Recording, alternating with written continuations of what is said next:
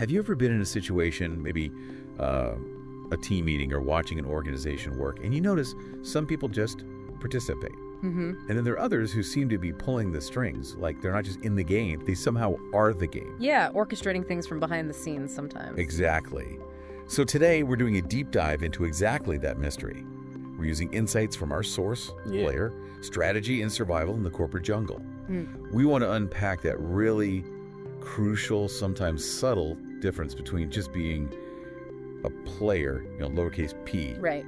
and becoming the player, uppercase P. That's the goal. We want to get past the usual ideas about success and really understand how certain people climb to that level of, well, ultimate influence. We'll look at the hidden strategies, the unspoken rules they master, and importantly, what all this means for you. Right. How does this apply in real life?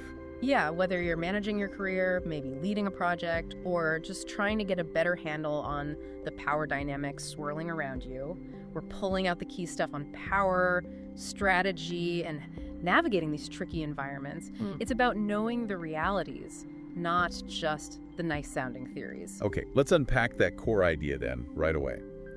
The source makes a really sharp distinction. A player versus the player. Yeah. So what's a player? Lowercase p. Well, think about college graduation, maybe. Okay. You walked the stage, got the degree, you did all the coursework, checked all the boxes, you're competent, maybe even top of your class, right? A valedictorian. Sure, you've proven you can do the work. You're a potential leader. Exactly. But the book points out something interesting, right? You could go through that whole process without really affecting anyone else's life significantly. You weren't a troublemaker, sure, but you probably didn't start a movement either. Didn't start a cult, as the source puts it. Right. You had leadership qualities, definitely, but maybe not that intense drive for or command of really fervent followership. So that's a player. Skilled, follows the rules, works within the system. Pretty much. Now shift gears to the player, uppercase P. This is where everything changes. What's really striking is that the player doesn't just lead, they command this extreme loyalty. Like almost unwavering. Oh. They can dream up and pull off plans that seem completely impossible to everyone else. Why?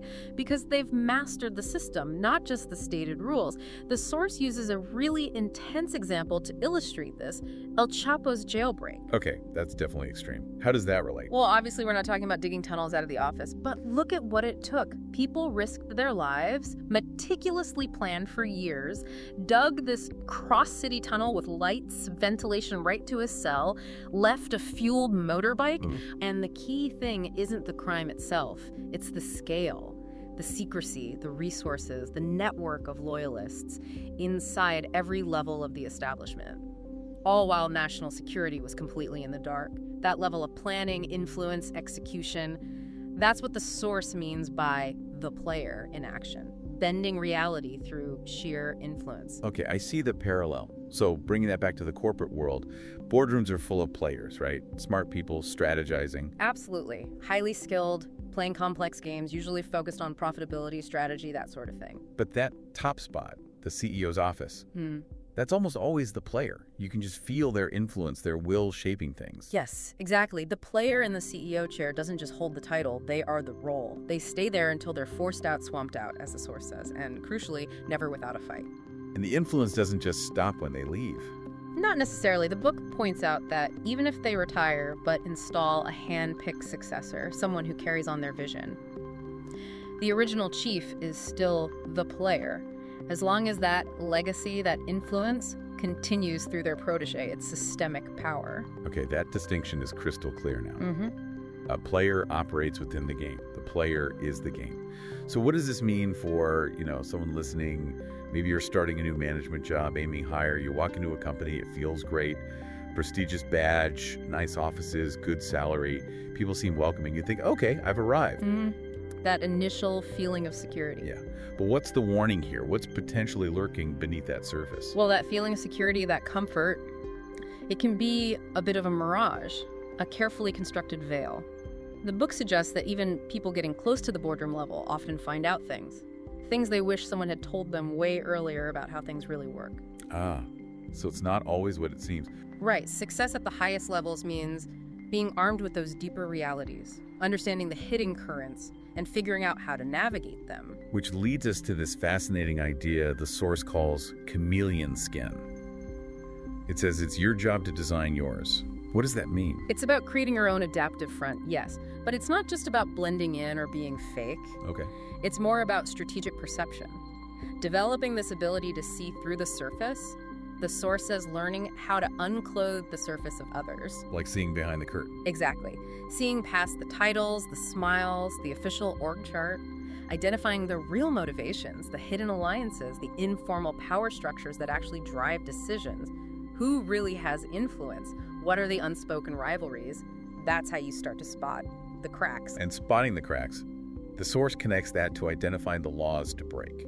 That sounds provocative. It is. And let's be super clear here. All right. For your career, we're not talking about doing anything illegal or unethical in the normal sense. Right. Important clarification. We're talking about understanding the unwritten rules, the outdated policies, the perceived limits that hold other people back. Think about it. Why do organizations even need rules in HR departments? Because people will deviate, intentionally or not. Sure. Rules get bent or changed over time, often because our members, people inside the system, push the boundaries, or because enough people find the rules impractical or uncomfortable. It takes someone bold, someone strategic, to navigate that and maybe even influence changes to those rules or norms. Okay, so this is where the nuance comes in for someone wanting to become more influential, more like the player.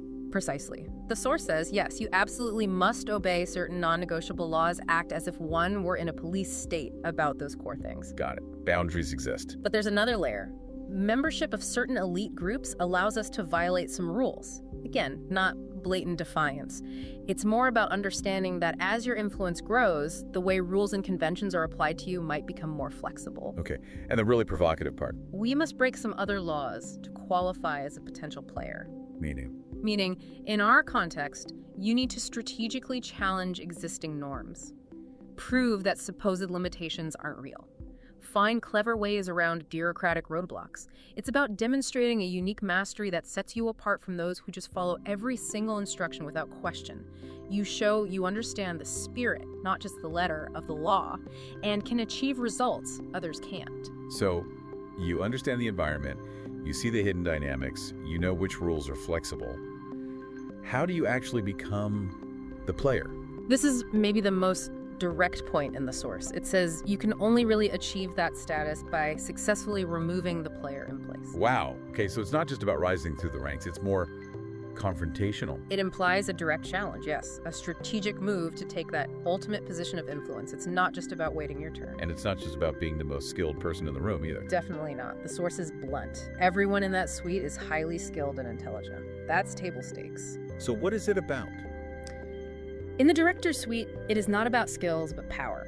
You have to show you've mastered the game, the politics, the strategy, the influence. You have to, as the source puts it, win the political election among those key players. Prove you're the one who can truly orchestrate things. That sounds like a long game. Absolutely. The source talks about a 15-year journey into that suite, starting right now maybe as a laser-focused trainee. It's this deliberate, sustained effort, not just about doing your job well, but deeply learning and mastering how to make the company work for you. Making the company work for you. How? Understanding resource flows, identifying the real decision makers, building alliances, positioning yourself strategically over time. It's about shifting from being just a part of the machine to being the one directing it. Exactly, becoming the architect of its output in a way. Okay, let's zoom out a bit. This idea of the player, does it apply beyond the corporate world? Because these dynamics feel bigger than just boardrooms. Oh, absolutely. The source suggests these principles operate on a much larger scale. Think about nations, geopolitics. How so? Give us an example. Well, the source points to the Brooklyn Ghost Ship. Remember the announcement back in 2017? Vaguely, yes. Yes. A very advanced, stealthy ship. Right. Its existence, revealed after years of secret development and deployment, essentially reconfirmed the military supremacy of America at sea. This wasn't just a new toy, it was a long-term strategic play, hidden until the right moment. Like the player in a company developing a secret project. Precisely. Developed in secret, using hidden resources, unveiled strategically to completely change the perceived balance of power. And think about the timing. North Korea was making noise. China and Japan seemed worried. ISIS and Syria were big concerns. Yeah, it was a tense period. The ghost ship reveal, amidst all that, sort of projected strength and calmed nerves. It brought a good night's sleep, as the source puts it. It shows how a hidden, strategic move by a national player can shift the whole dynamic, reassure people, project power, even when facing multiple, seemingly unrelated crises. It's a calculated reveal. And it's not just military strategy, is it? What about economics? Good point. The source mentions an advanced economics course back in 2007. The professor gave the students a huge challenge. Figure out how America could deal with its massive debt to China. The whole US dollar gold standard issue was apparently part of the worry. A pretty heavy topic for a class project. Definitely. And the situation seemed really dire. After 3 months, using data that was already 4 years old, the students couldn't find an immediate fix. The source suggests the professors were essentially probing younger minds as a national strategy, trying to crowdsource solutions to this massive economic challenge. Trying to avoid, as the book says, American slavery to China, which cannot happen. Right. The solution wasn't obvious. It was seen as maybe 20 years down the road. It highlights the need for really long-term, multi-generational strategic thinking. And how does this tie back to the player mentality? Well, America wasn't just sitting back passively. It was playing the game along with the Chinese, studying trends, looking for potential openings, exploiting potential solutions, and always finding the cracks to utilize. Finding the leverage points. Exactly. That continuous observation, trying to understand the other side's real game plan, finding those subtle advantages, that's described as a smart player's weapon. It's all about foresight, subtle maneuvering, playing the long game to maintain your position. Which brings us back really to that chameleon skin idea again, doesn't it? It does. What people are watching for, whether it's your boss, a competitor, another country, isn't just what you're doing now. No, it's your potentials, the potential you show to be a future consequential player. So the big question, a leader, or maybe even a rival, asks about your actions, isn't just, was that a mistake? Or were they just lucky? Right. The deeper question is, was that move coincidental, errors of an immature mind, or deft moves of an invisible samurai? Are you just reacting, or are you strategically shaping events, maybe without even showing your hand until the last moment? Precisely. Are you playing checkers, or are you playing chess, or maybe even Go?